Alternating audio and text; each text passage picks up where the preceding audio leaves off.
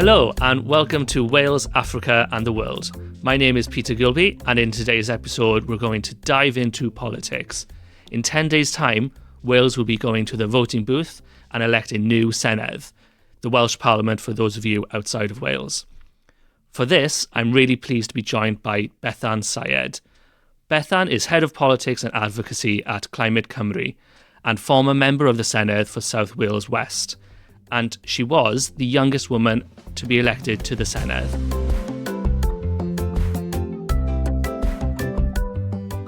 Bore da Bethan, diolch am ymuno ni heddiw.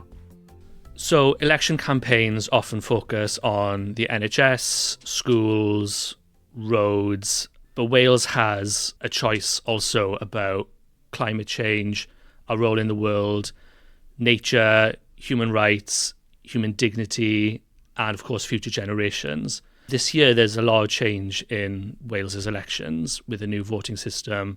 More members are being elected and it's a much more competitive field.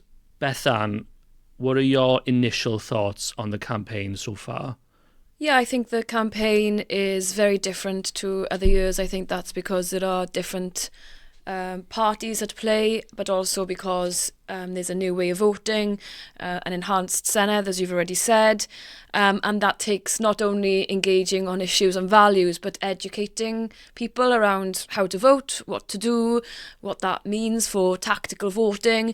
And so I think that this election perhaps has focused less on bread and butter issues than it could have done for that reason, because it does feel as if there's a lot of explaining to be done about the nature of the Senedd election itself. But when we have seen issues being debated, it perhaps has polarised more, and we've seen very, difficult conversations being had around migration, immigration. But for us in Climate Cymru, and I'm sure for you as Wales and Africa, it's about how we can interconnect all of the solutions. So when we're talking about the cost of living and making our homes more affordable, it's how we can bring the cost of energy down by decarbonising our homes, creating more homes for the future that are sustainable. When we are looking at our pensions, how we can invest in them in a more ethical way so that we're putting money into the firms of renewable energy companies as opposed to arming or putting it into war. So it's about that for us. It's no one issue is siloed or sitting on its own. It's all part of the same thing, and I think some of the party manifestos have addressed that well, whereas others, as we'll come on to, perhaps don't do that so much. Compared to 2021, the world has changed a lot. Obviously that election was in the aftermath of and during the COVID pandemic. This election, there seems to be, there are more parties that are more inward-looking and much more hostile to those worldwide global issues. Global responsibility seems to be harder to defend now than it has in the past. Why do you think that is? I think it's a lot of different things. I think that for some parties it's interesting that they want to create that polarisation between people who are from here and between people who come here either as immigrants or come here in various ways to work for universities or for the NHS, and how that then plays out in the media as a form of prioritisation, what the media feel like they can play with in relation to getting that those opinions that will follow that through more actually and will lead as a theme throughout the election. And so when you've seen some parties say, let's cut overseas spending, well, that overseas spending is actually economic development. It's actually about hosting offices or hosting roles within the Foreign Commonwealth Office, which is obviously a UK government body, which has nothing to do with immigration. It has everything to do with how we sell Wales as a nation, how we get inward investment. And so conflating those issues has really been problematic as far as I can see. It was something that really surprised me actually when I was reading some of the manifestos, was how even those economic, in practice, overseas activities were being attacked. You sort of expect some parties to go after overseas spending that's helping people or doing climate justice work. But when they're going after, as you say, activities that are bringing inward investment to Wales, that is quite surprising for sure. You were talking about the media there. I suppose that's one of the reasons why a lot of organisations are turning to mediums like podcasts and producing their own content, is because these issues are being siloed and voters aren't having the opportunity to see the interconnectedness of these issues. Obviously, cost of living is a huge issue right now for a lot of people. Cost of living issues for a lot of people have absolutely no connection to international issues for them. Do you have a similar sense of voter understanding on that sort of topic? But I think this comes down to, again, what people focus on, either in the media or in relation to the parties themselves. I think that's where Climate Cymru has tried to go into some of the parties, and when we've done candidate briefings, we've talked about narrative, and we've talked about how these things are fit together. If we are potentially sending people over from the NHS or from charities that support the NHS to Africa to work within a given sector, when I've met with some of those health workers, they've said they've not only shared best practice from here, but they've gained from what some of those African nations have been able to develop themselves and come back with a wealth of experience and a changed outlook on their view of the world. And some of those people would never have even been abroad. So I think that we have a role to show that it's all part of the same thing, but unless there's an active want to do that from everyone who's got a role to play in this election, it's very difficult to make that case, especially when people are struggling. So I think that's on us as organisations really to say, well, what does growing trees in another country mean for the carbon in this country? What does it mean in relation to the people we help? But like you say, we've struggled as well to get things through, and I'm not here to moan about it. We are here to say we need more pluralism in our Welsh media. You know, we've seen closures of local newspapers across the valleys of South Wales and beyond that has meant that some of these stories don't get through, but also that our politicians need to be speaking about them with confidence. And I think, coming back to your question earlier, the reason why they're not talking about these things is that some parties have made them to be no-go area issues, and so parties have refrained from talking about them for fear of backlash, for fear of how people on the doorstep will respond to them. And I know we'll probably talk about the Nation of Sanctuary later, but that's one of the policies that has been absolutely ripped apart in the name of what, I don't know, pitting the most vulnerable against other vulnerable people. Climate change is another dividing line in this campaign. Some parties are very pro taking a strong stand on climate change with ambitious net zero targets. Some parties are for tackling the climate crisis but are against the mechanisms that would tackle them, like renewable energy projects.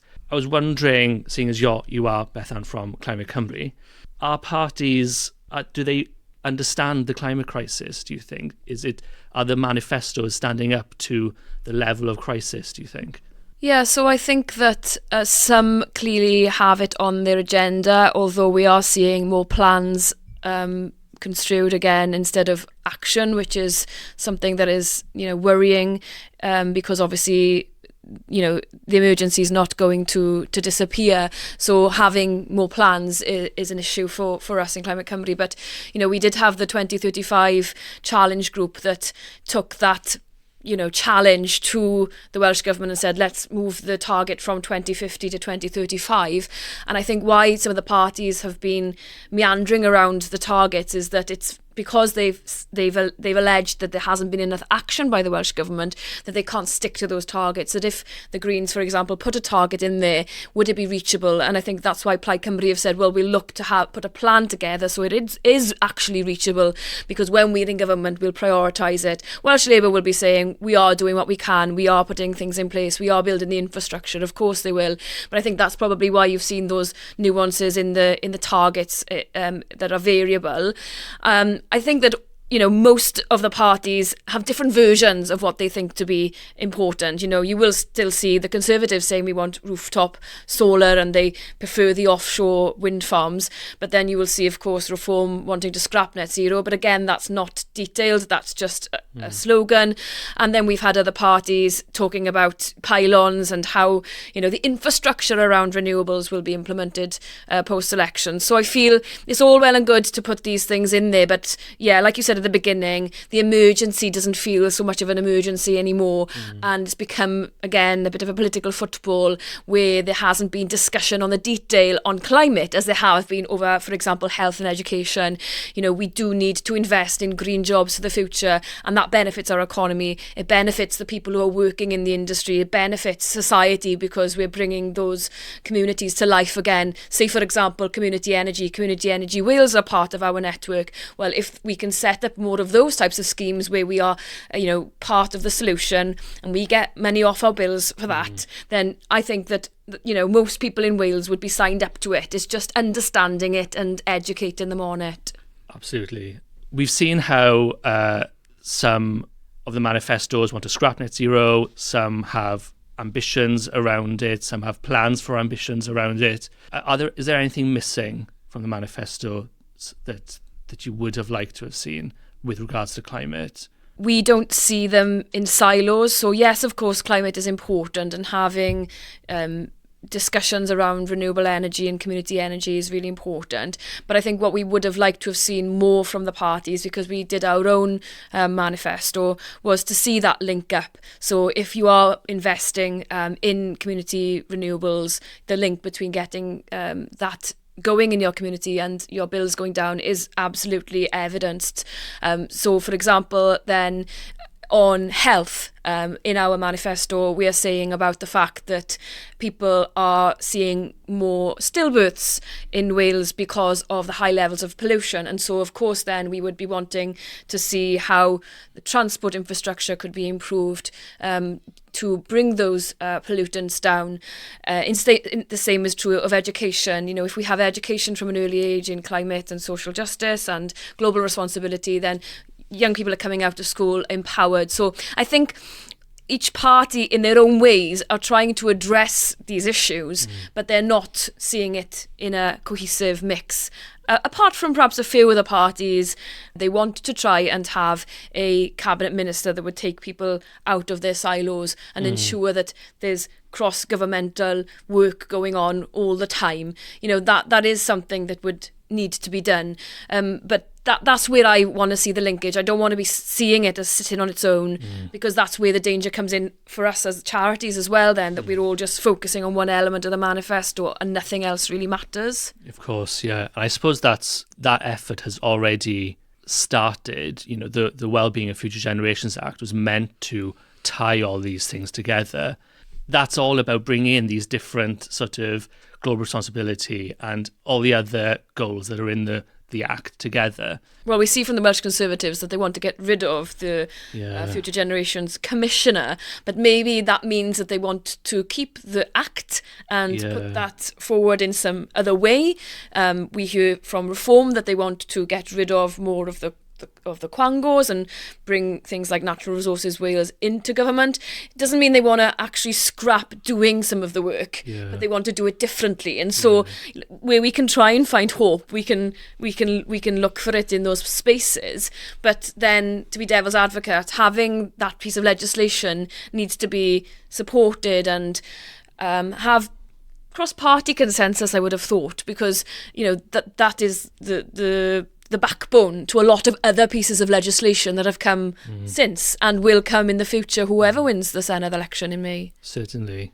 If we move on then to the other things that touch a lot of issues in Wales, human rights, sanctuary, human dignity, migration, this has featured quite strongly in this election.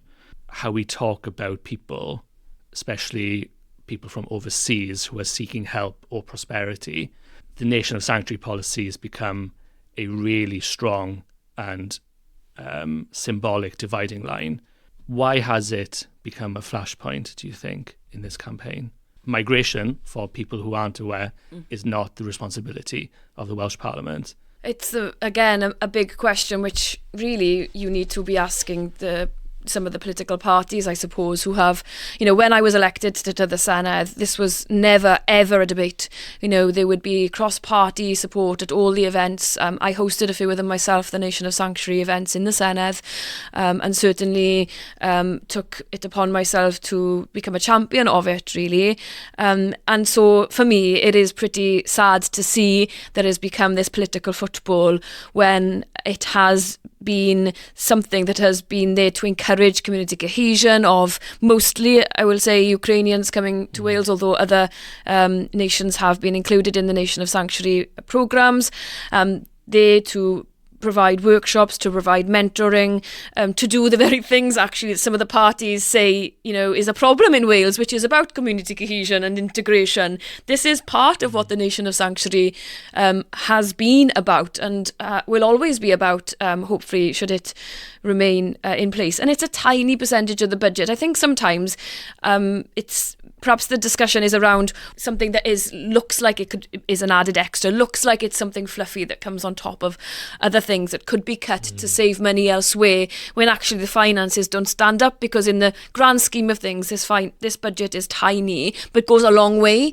And so too with programmes like Wales and Africa, the work that Cymru Global does, formerly the Welsh Centre for International Affairs that sits above Climate Cymru, all of that work does more than what their share of grant allocation gets.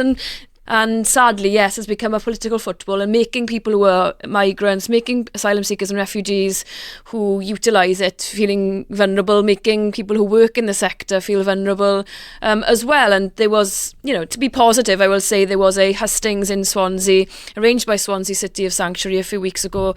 Climate Cymru helped to arrange them alongside Hope for the Future, which is an organisation that gives training and workshops for the creation of hustings. And it went really well, and it was a really positive event, and I was glad actually the Conservative candidate there, at least said and stood up to the argument that they wanted to scrap it. But they could have easily said, well, or hid away from the argument, but fronted it up.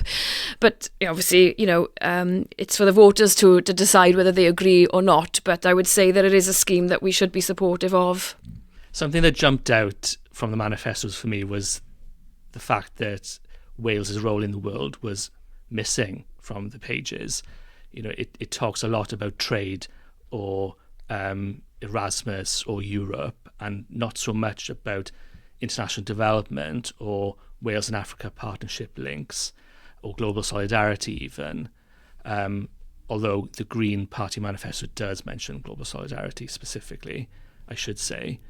I think certainly on the part of the Welsh Labour manifesto, as they were the ones leading government for all of the history of devolution, I was surprised by the lack of confidence to talk about the good work that's happened.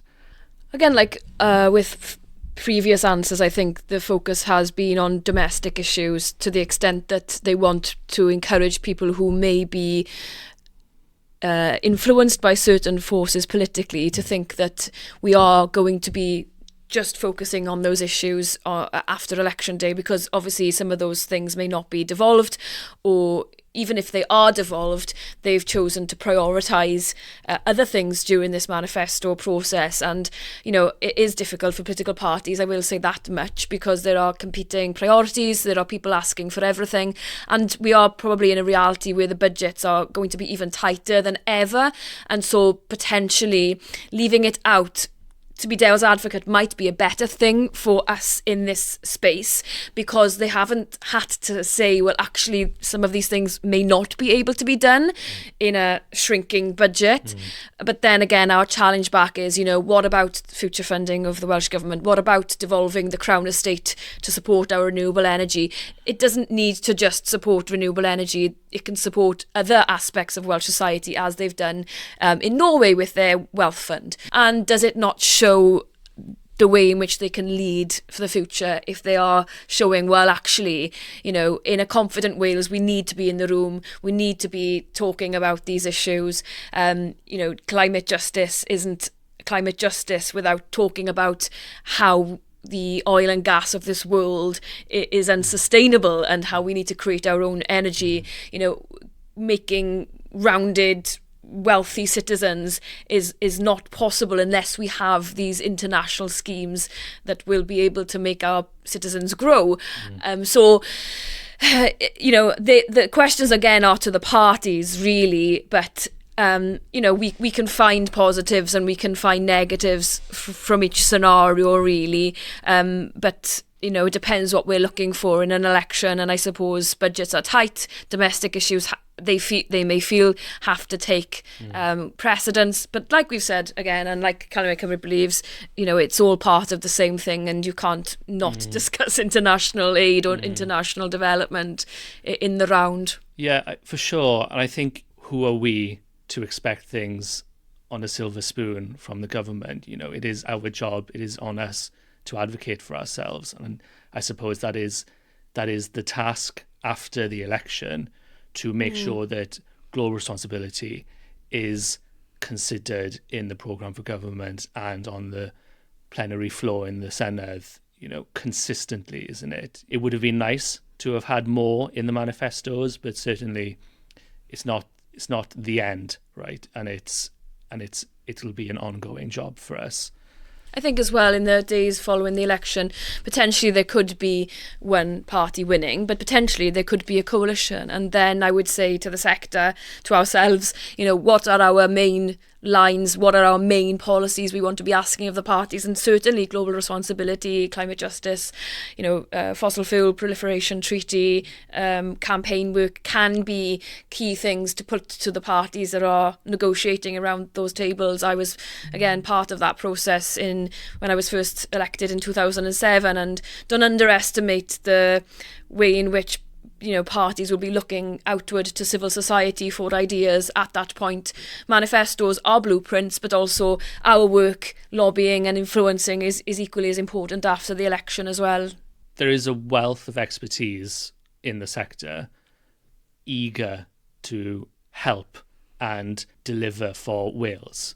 I was wondering, to finish, for voters, for voters who care about climate change, solidarity, what should they be watching out for after election day, do you think? Well, it's very difficult to know now. I think there's going to be work for voters and for civil society to play in whatever scenario, whoever wins the election. I think there are threats, aren't there?